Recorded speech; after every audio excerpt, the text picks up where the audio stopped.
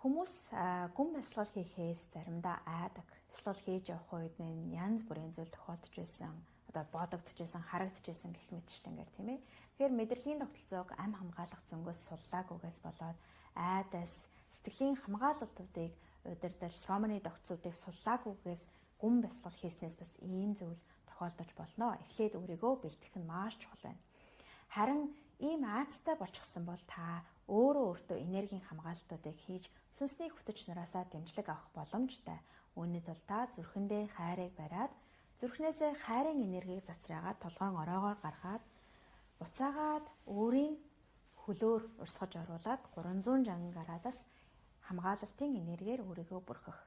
Үнэхээр та бодохын төдий энэ бүхэн чинь 9 хэмжээс 11 хэмжээс ертөнцид хамгаалалт болон очиж идэг.